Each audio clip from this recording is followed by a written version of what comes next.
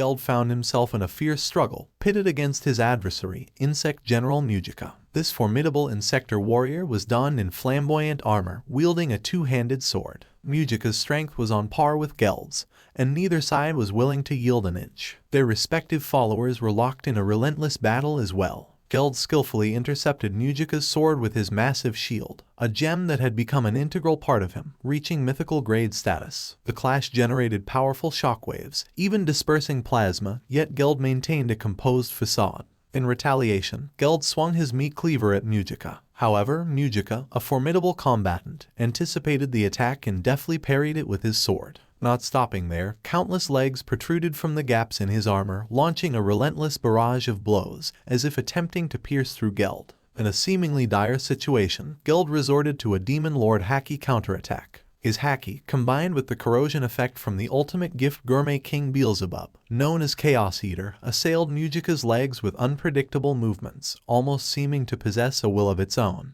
Yet, Mujica's legs proved equally formidable, cloaked in a malevolent Yauki that negated Geld's Chaos Eater. This intense battle continued, with no clear victor in sight. However, the conflict suddenly took an unexpected turn. Even Tishorn has fallen. Quite surprising. I underestimated the strength of this place's fighting force. However, His Grace's preparations are now complete. Well, it matters not to you. It's been a while since I've encountered a warrior who could challenge me so. I would have liked to spar with you further, but it's nearly time, Mujica casually stated as he distanced himself from Geld and signaled his remaining Insector forces to prepare for a retreat. Despite this, Geld remained vigilant, sensing something amiss in the battlefield's atmosphere. An intense fear gripped him, foreboding an impending event. He wondered why he hadn't detected it sooner and cast his gaze upward. Dark clouds swirled ominously, and a sense of impending manifestation hung in the air. All hands, maintain full alert, Geld commanded, prompting even those receiving medical attention to spring into action. His unusual gravity underscored that the battle was far from over. Amidst this dramatic turn of events, Gobta found himself in a perilous situation.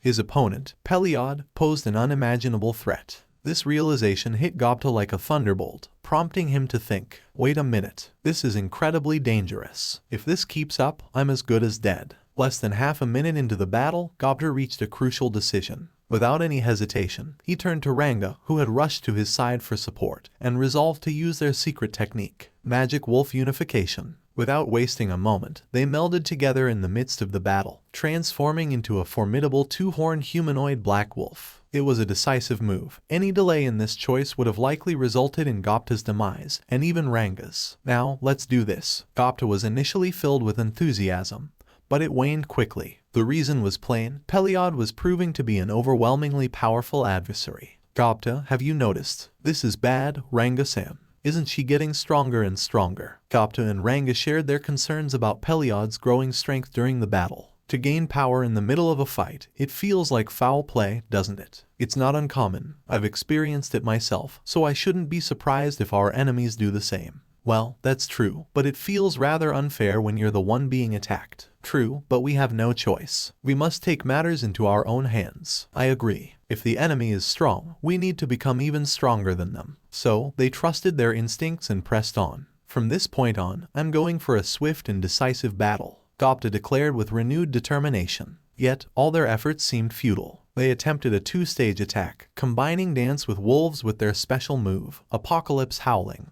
in an attempt to secure victory. But even that was evaded. Perhaps, Gobta, we should consider withdrawing for now. That won't work. If we retreat now, Kara-san will have to shoulder too much of the burden. However, as long as their secret technique proved ineffective, an inevitable defeat loomed. Gobta, who despised losing as much as anyone, sought desperately for a solution but found none. Then, a ray of hope appeared. I'll assist you, Gobta. Karian, having defeated Insect General Abart, joined the battle upon seeing Gobta's disadvantage. And he wasn't alone. I'll help you too. Frey, recognizing the grave threat posed by Peliod, hurried to the scene and offered to aid Gobta. It might not have been a fair fight, but this was war, not a one-on-one duel. Victory had to take precedence over honor, and Gobta gratefully accepted their help. Unsaved, Gobta exclaimed with relief, and thus the battle was renewed. Or so they all thought. How pitiful, so pitiful. My children, they are so feeble. Though the monster's words were softly spoken, they reached the ears of everyone on the battlefield. It was clear to all that this was the signal for the final, decisive round.